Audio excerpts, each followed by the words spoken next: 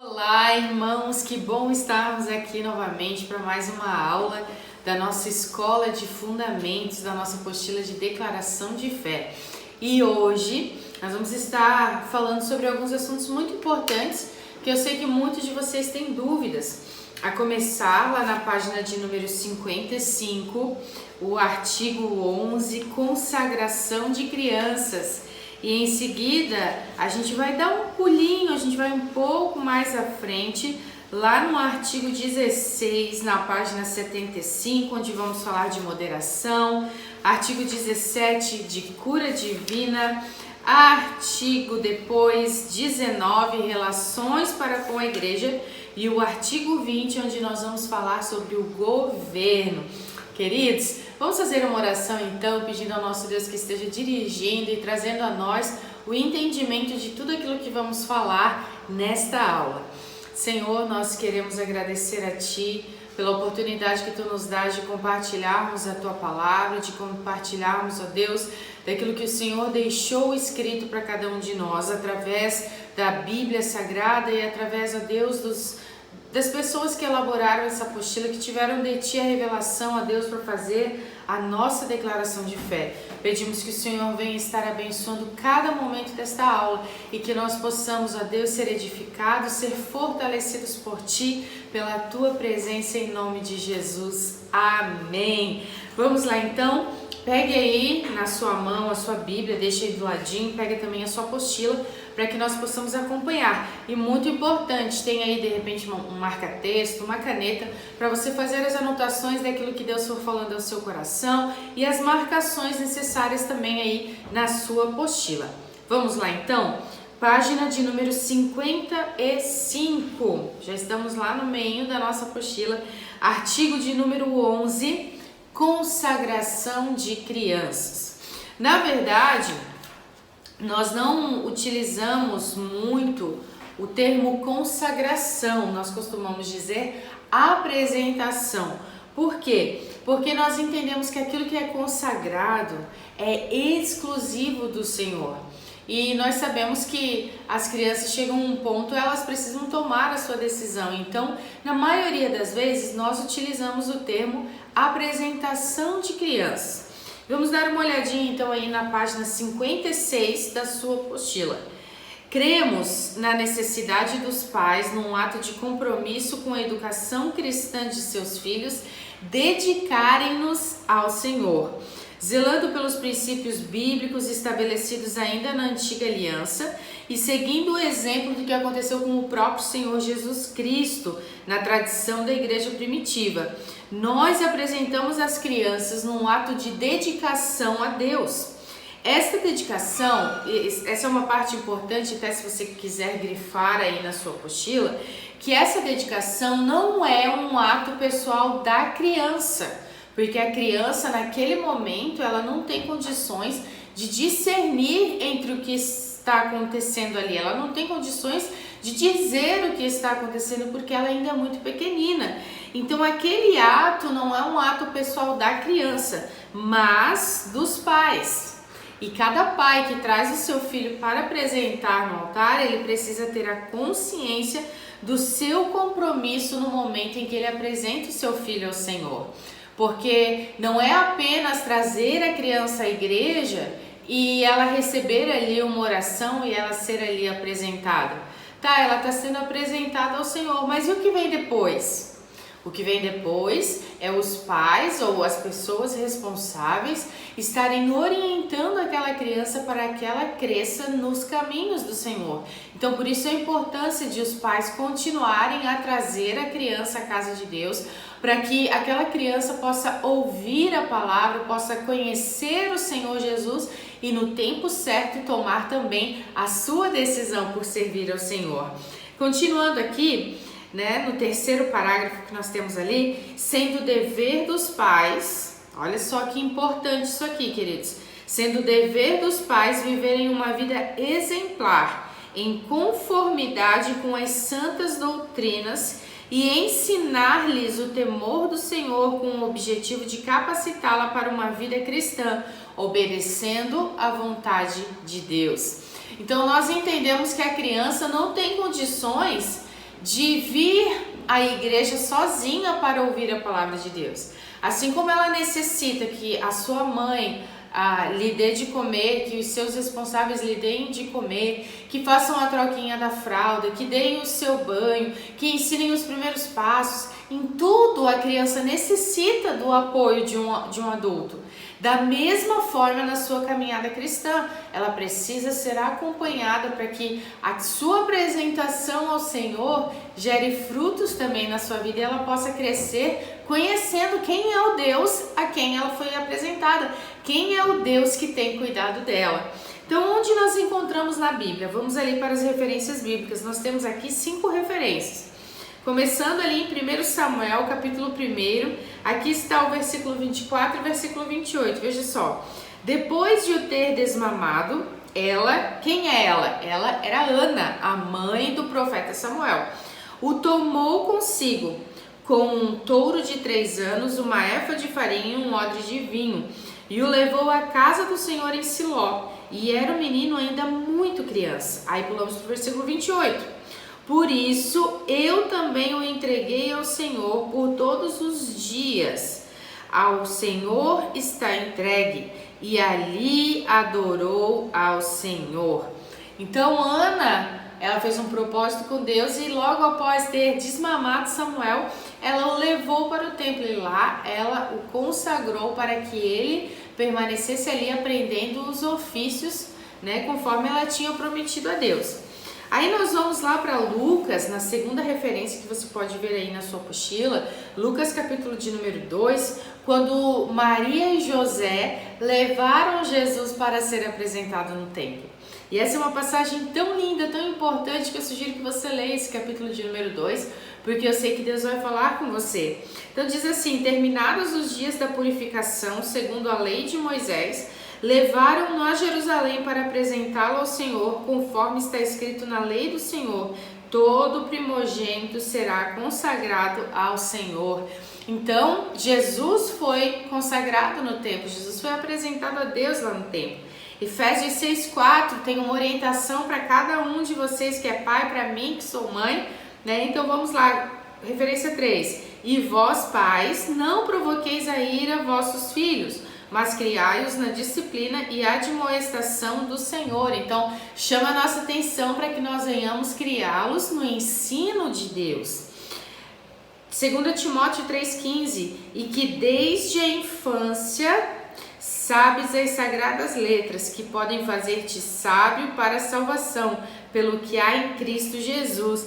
Então aqui o apóstolo Paulo está dizendo para Timóteo que desde a infância ele sabia as sagradas letras. E que eram essas sagradas letras, ou seja, os antigos ensinamentos, o que os profetas ali escreveram, era o que iria levá-lo a ser sábio e levá-lo à salvação. E 1 Timóteo ainda, capítulo 5, versículo 8, diz assim: mas se alguém não cuida dos seus, e especialmente dos da sua família, tem negado a fé e é pior que um incrédulo. Então cabe a nós que somos da fé cuidarmos da nossa família. Nós precisamos ensinar os nossos filhos, nós precisamos ensinar aqueles que estão na nossa casa conosco, tá bom? E aplicação pessoal, essa parte da aplicação pessoal é muito legal que nós temos aqui na nossa apostila, porque ela traz exemplos, traz vivências para que nós possamos ser edificados.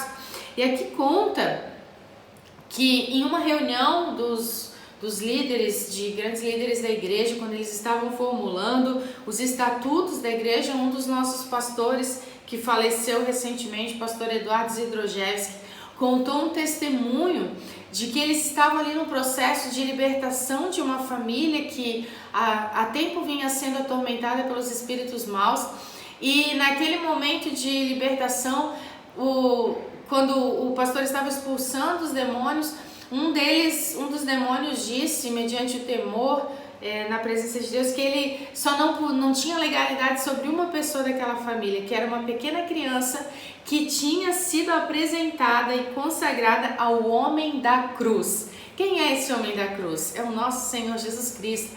Então as crianças que são consagradas a Deus, que são apresentadas ao Senhor, elas têm um selo de proteção de Deus. Por isso a importância de nós apresentarmos os nossos filhos. Você aí que ainda não é pai, né, que é jovem, vocês aí os juniores que fazem parte da nossa turma, aprendam isso para que quando vocês tiverem os seus filhos, vocês tragam-nos também à casa do Senhor para serem apresentados. Amém? Na página 58, então, nós temos ali 5 questõezinhas para você responder depois.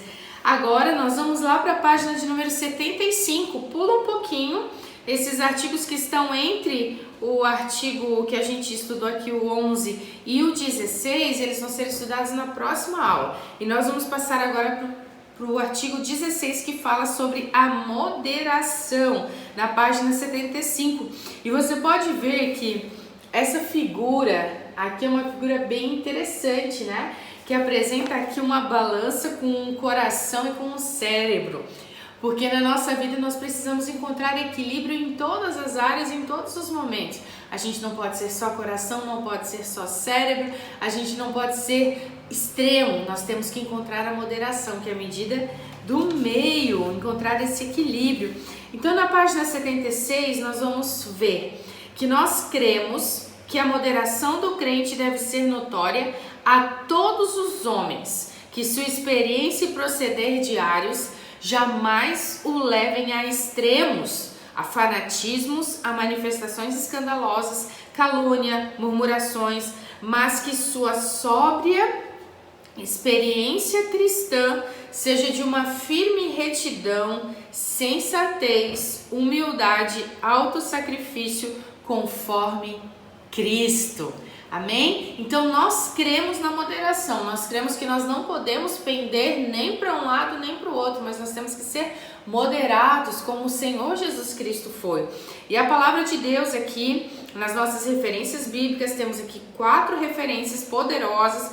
A primeira de Filipenses 4:5, seja a vossa moderação conhecida de todos os homens, perto está o Senhor. Efésios 4:14-15 vem nos dizer para que não sejamos mais meninos inconstantes, levados em roda por todo o vento de doutrina, antes, seguindo a verdade em amor, cresçamos em tudo naquele que é a cabeça, Cristo. Então nós precisamos estar centrados em Cristo, que é a cabeça, e Ele gera em nós essa moderação. 1 Coríntios 13:5, não se porta inconvenientemente, não busca os seus próprios interesses, não se irrita, não suspeita mal. Então aqui está falando sobre a moderação que nós encontramos no amor, que o amor é moderado, ele não pende nem por um lado, ele não pende nem para o outro, e esse amor está em nós, o amor do nosso Deus. Colossenses capítulo 3, versículos 12 e 13, revesti-vos, pois, como eleitos de Deus, santos e amados, de coração compassivo, de benignidade, humildade, mansidão, longanimidade, suportando-vos e perdoando-vos uns aos outros. Se alguém tiver queixa contra o outro, assim como o Senhor vos perdoou, assim fazei vós também. Sempre nos trazendo a moderação, a que nós não podemos estar nos extremos, nós não podemos estar só de um lado, só do outro, mas sim com Cristo no centro, nós conseguimos seguir o seu exemplo, nós conseguimos refletir a sua imagem. Então aqui vamos para a aplicação pessoal. A moderação é uma virtude da qual todas as outras virtudes carecem. Então, tudo aquilo que nós precisamos ter na nossa vida, todas as nossas virtudes, todos os nossos dons, tudo aquilo que nós exercemos, tudo aquilo que nós fazemos, necessitam da moderação. Em tudo, nós necessitamos da moderação na nossa vida. É ela que acende o sistema de alarme diante de diversas situações, agindo como uma válvula, equilibrando nossas ações e reações, dando equilíbrio na nossa vida em todos os setores de abrangência, físico, intelectual, social, espiritual, etc. Então, em todas as áreas da nossa vida, nós precisamos de moderação.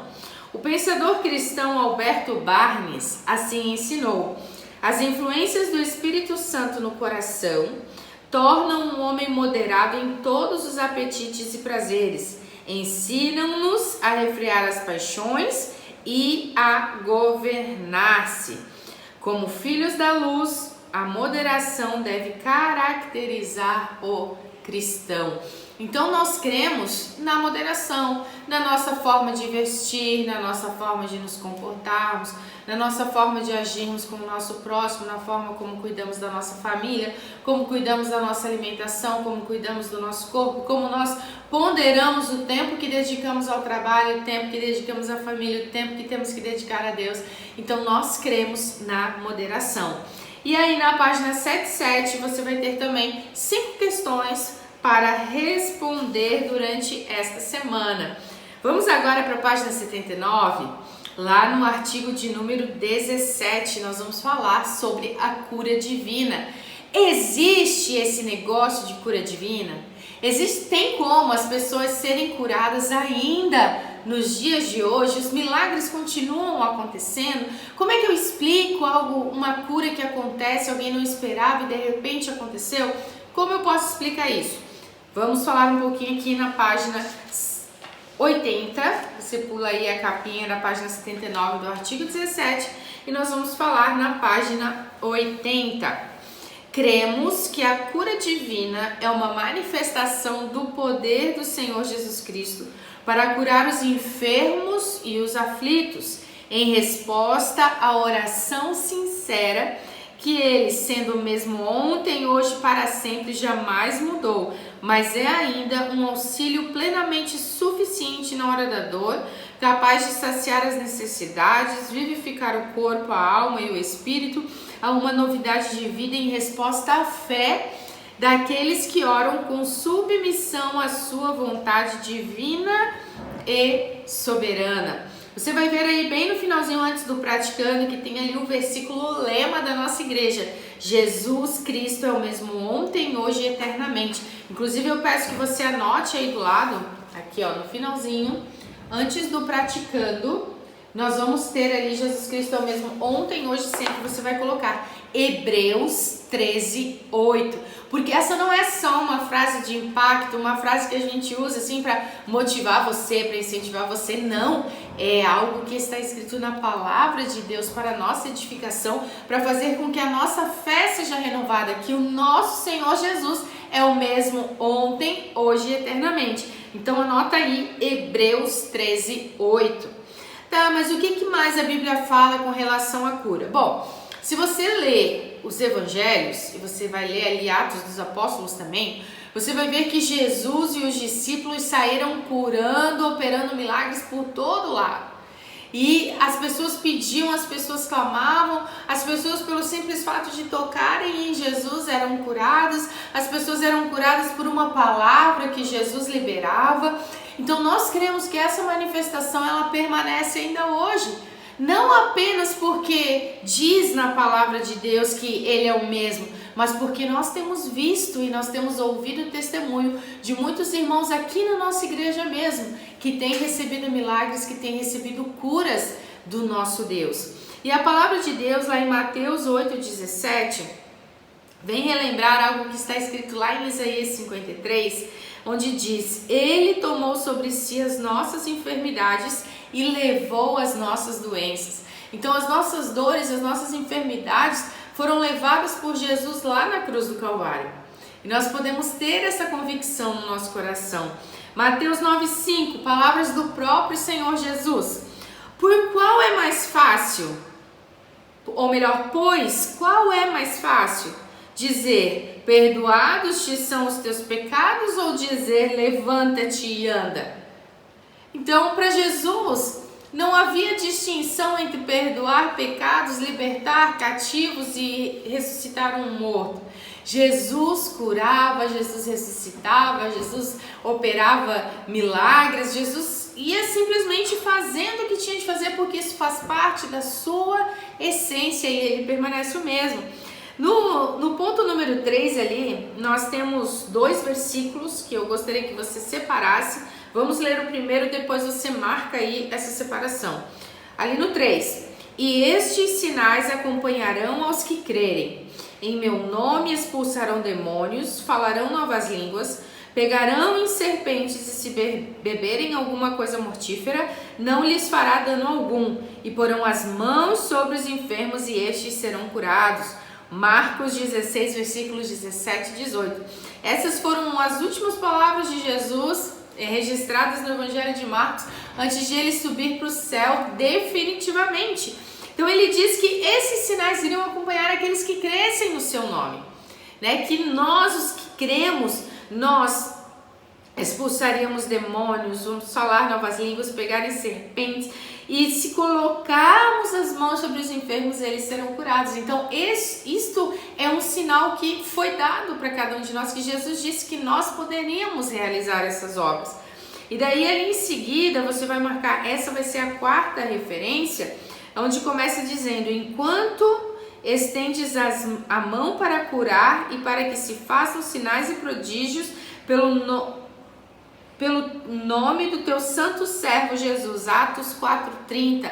Então você vai achar aí na sua Bíblia e vai ver que foi prometido e os discípulos continuaram a realizar esses milagres. Tiago 5,15, olha o que o apóstolo Tiago escreveu para nós: e a oração da fé salvará o doente, e o Senhor o levantará, e se houver cometido pecados, ser-lhe-ão perdoados.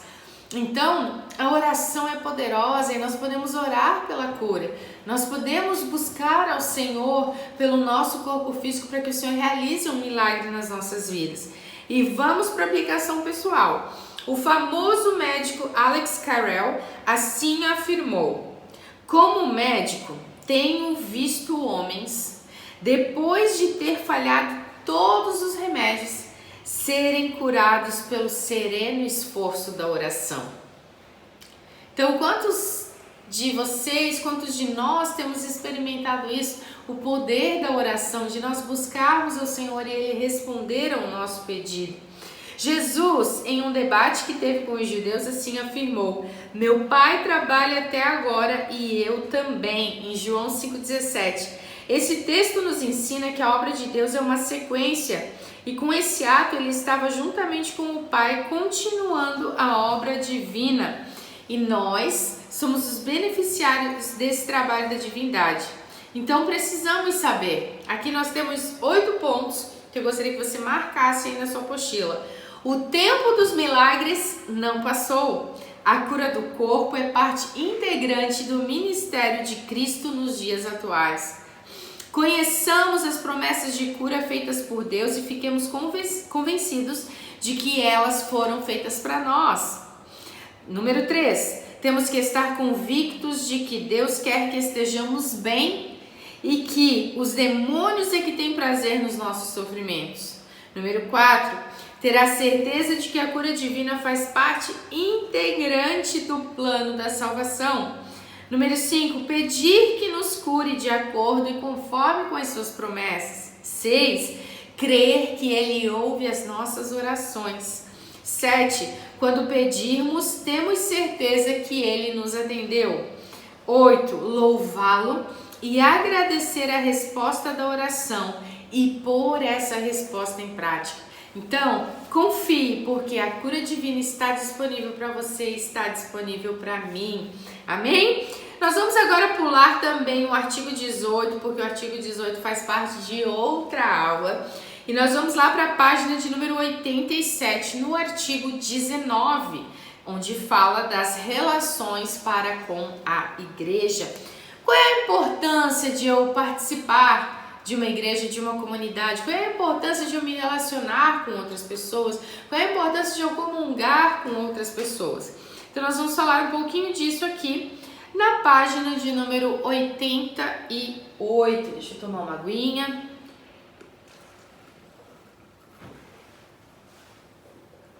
Seguindo então, queridos, cremos que tendo aceitado o Senhor Jesus como Salvador pessoal e Rei, e tendo assim nascido na família e no corpo invisível da Igreja do Senhor, olha só, é sagrado o dever do crente, quando estiver em seu poder, identificar-se com a visível Igreja de Cristo sobre a terra e trabalhar com o maior entusiasmo e fidelidade pela edificação do reino de Deus.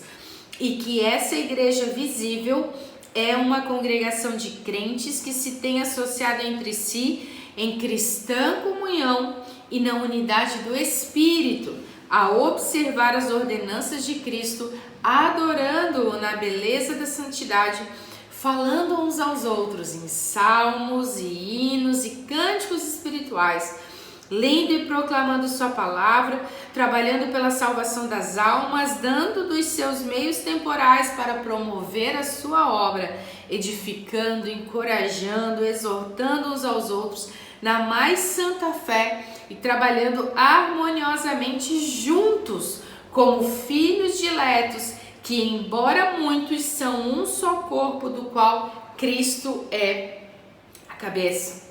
Vamos às referências bíblicas? Será que isso é mesmo? Salmos 111, versículo 1. Louvai ao Senhor.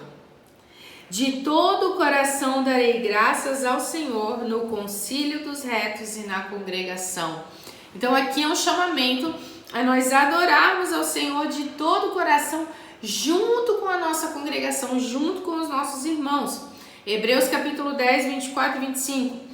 E consideremo-nos uns aos outros para nos estimular ao amor e às boas obras, não abandonando a nossa congregação como é costume de alguns, antes admoestando-nos uns aos outros, e tanto mais quando vedes que se vai aproximando aquele dia. Amém?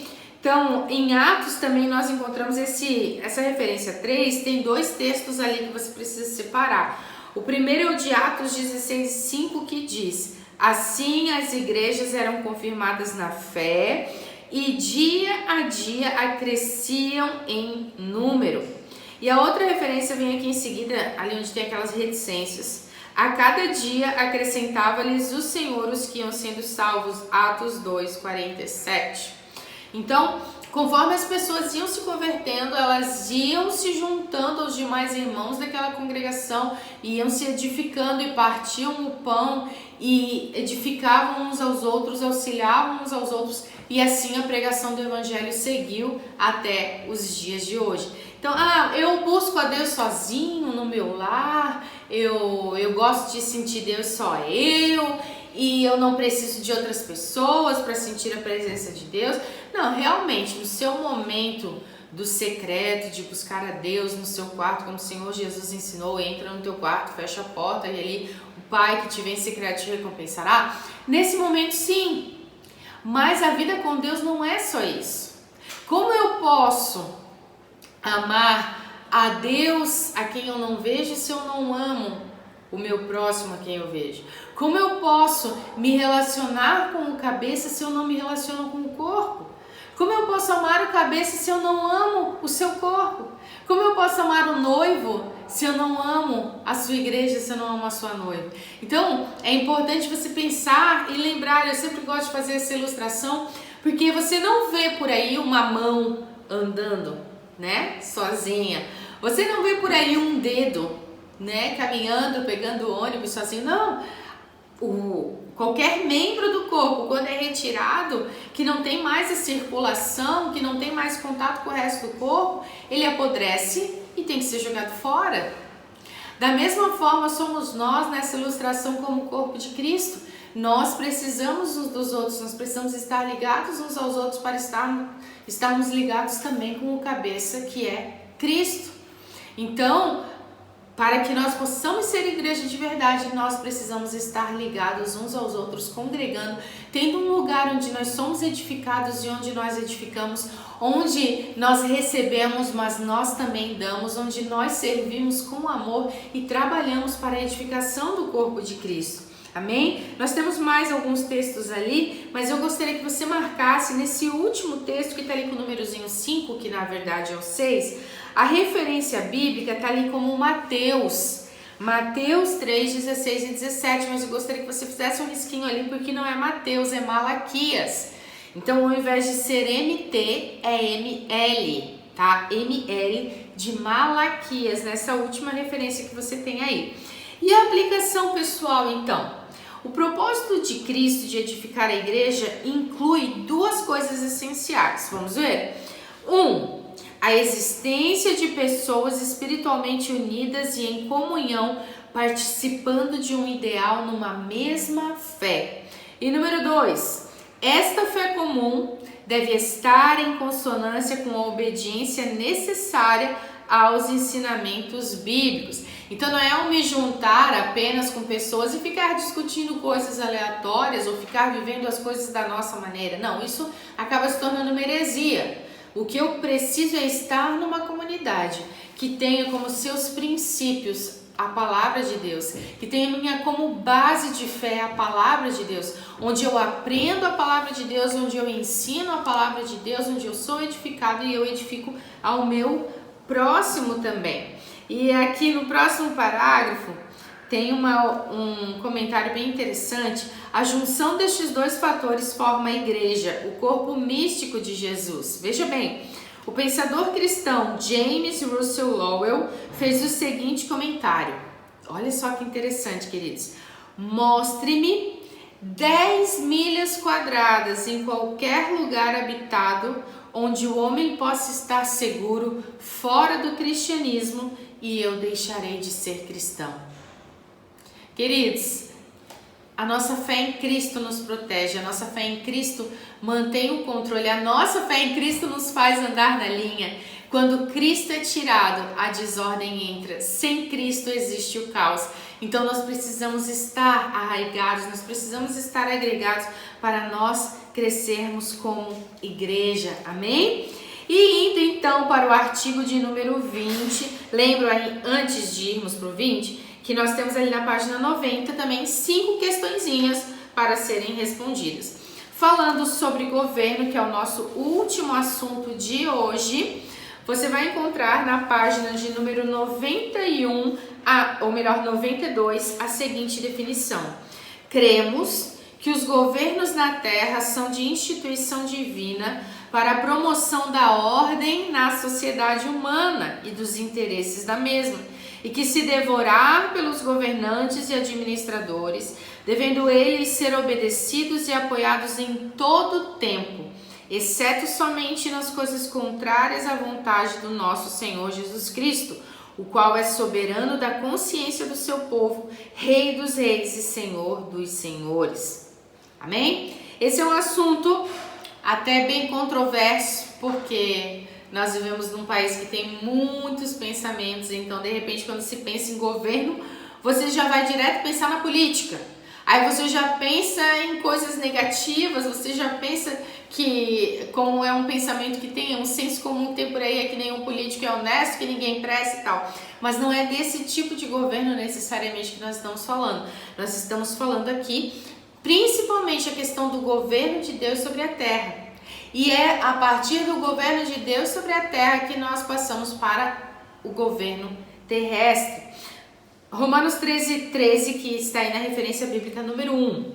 E as potestades que há, ou seja, as autoridades que há, dependendo da versão da Bíblia, ou melhor, dependendo da versão bíblica que você tem, e as potestades que há foram ordenadas por Deus, porque os magistrados não são motivo de temor para os que fazem o bem, mas para os que fazem o mal. Então, é bem importante a gente ler essa parte de Romanos 13, porque fala bastante da questão da autoridade. E em Atos 5:29, que é o que está aí no número 2, importa antes obedecer a Deus que aos homens. Essa é uma resposta para nós. O que eu faço? Eu obedeço à autoridade terrestre ou eu obedeço a Deus? Se aquilo que a sua autoridade está dizendo para você vai contra os ensinamentos do nosso Deus, vai contra os ensinamentos do Senhor Jesus, então você deve obedecer a Jesus.